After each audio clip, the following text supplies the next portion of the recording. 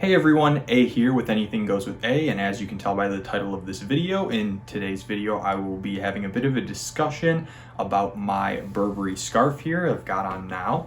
I'm kind of going to break this video up into three parts. I'm first going to go ahead and discuss why I purchased this scarf.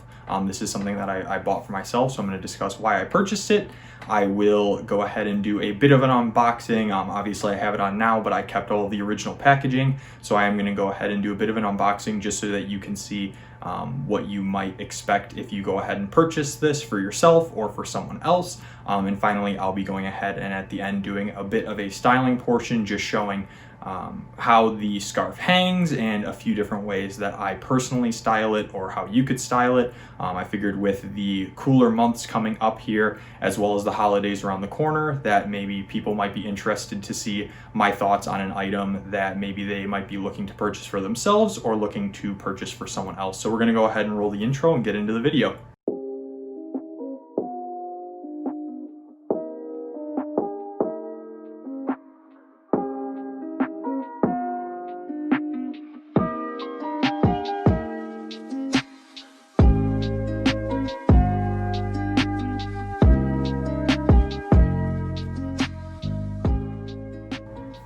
Alright, so first things first, we are going to discuss a bit about the scarf and also why I purchased it. So this is the classic check cashmere scarf from Burberry. The current color naming is archive beige. At the time of purchase when I got it, it was referred to as camel check.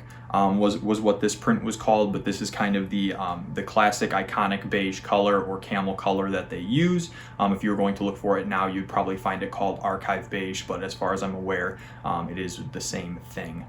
This scarf currently retails for around $470 in the United States. I can't remember exactly what it retailed for at the time. I believe it was somewhere around the same, maybe a little bit less than that, but I don't believe the prices fluctuated much. I believe it actually might have gone up a little bit. I want to say it might have been more around $425 or $450 at the time that I purchased it.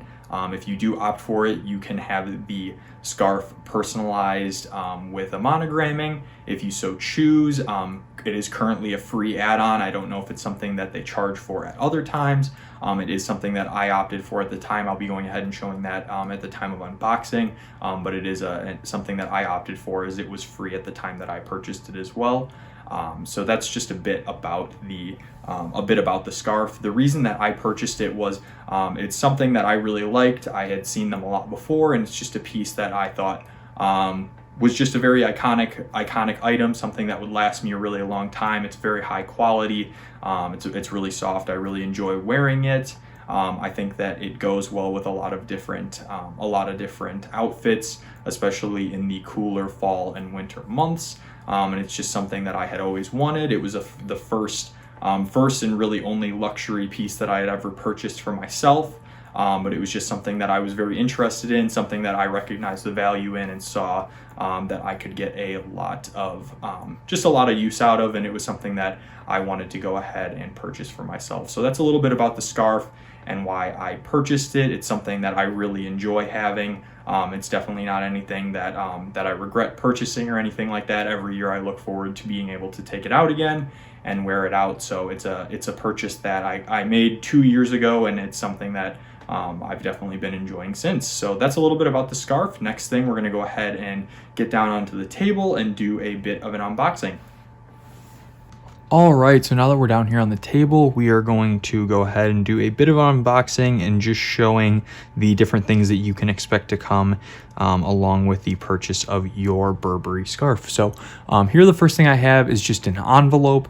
It's in this camel or beige kind of Burberry color. Embossed on the front of it in gold is Burberry London, England, just in kind of this Burberry font here. As I mentioned, it is embossed, which means that the lettering is all raised off of the stock. It's a very high quality envelope. Inside is going to be your shipping note, or just any of the information from your transaction. For mine, since I ordered in store but opted for personalization in the case of the monogramming, I ordered it in store and then picked up in store. So I went ahead and just have in here my shipping note, which I'm not going to be showing off, but that's what you can one of the things that you can expect to come along with it. Additionally here, I had a tag. I don't remember if this was specifically affixed to the scarf or not, but this is just a small tag here.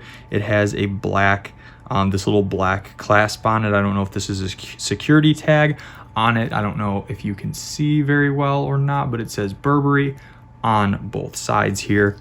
And it is in this same beige color. Once again, Burberry, London, England on the front.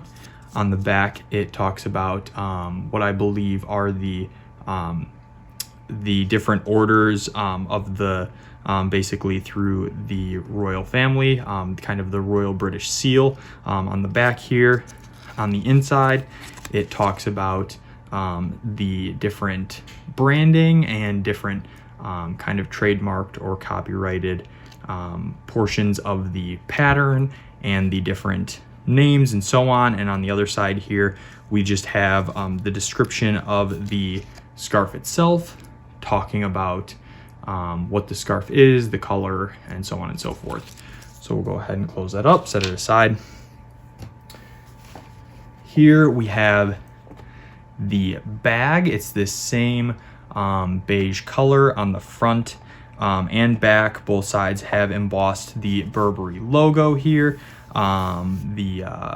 Just basically the entire logo. Burberry established in 1856 down below, and you'll see the back has the same thing. So really both sides are the same. At the top here, you have these two kind of thick rope-like handles for the bag. So it is rather high quality feeling. It's a very thick kind of stock bag, and they are pretty thick handles as well.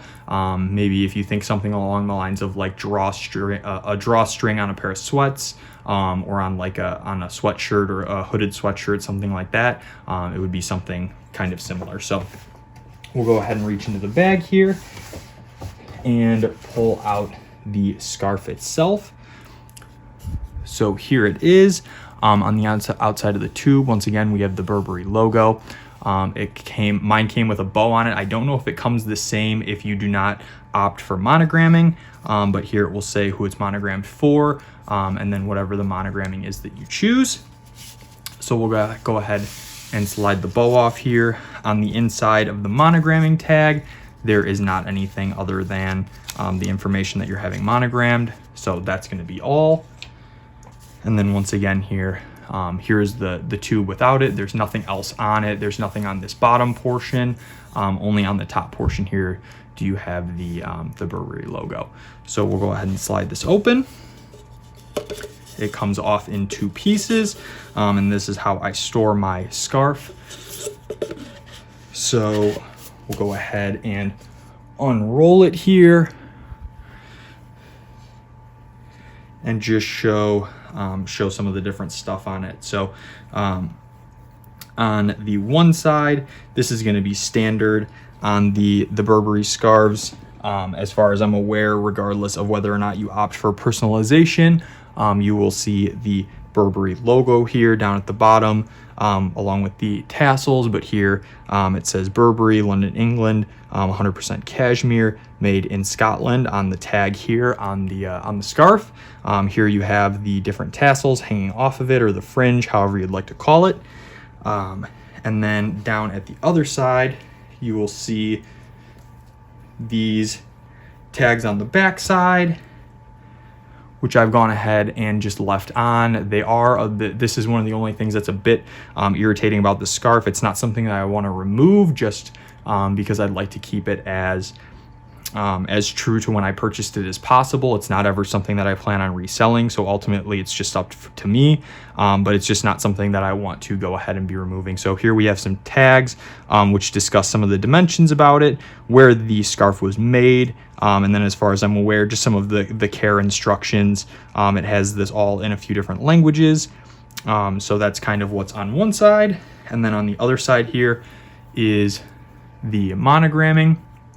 So when I opted for mine, I decided to do the tone on tone. I believe they offer it in 3 different colors. Those 3 colors are this this beige or camel color here, as I've gotten mine in to match this beige color. And then the 2 other colors are red to match the red stripe here, as well as this navy color to match the navy that's in the scarf. So those are the 3 colors that you can opt for.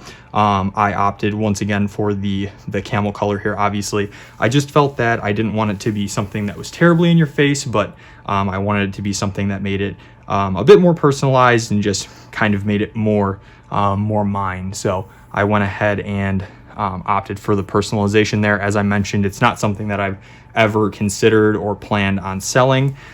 So it's something that I did not have any problem with going ahead and permanently monogramming. But I would imagine that if this was something that you potentially wanted to resell at some point down the line, the fact that it's monogrammed would make it a bit more difficult to go ahead and do. So that is the kind of the monogramming. I know at the time as well, they offered it in 2 different sizes. They offered in a small and a large size. This was the smaller size. I didn't want it to be something, once again, that was so in your face. I believe the large spanned across almost the entire scarf, if I remember correctly. But yeah, I just wanted to go for something that was a bit more understated, and something not quite as over the top.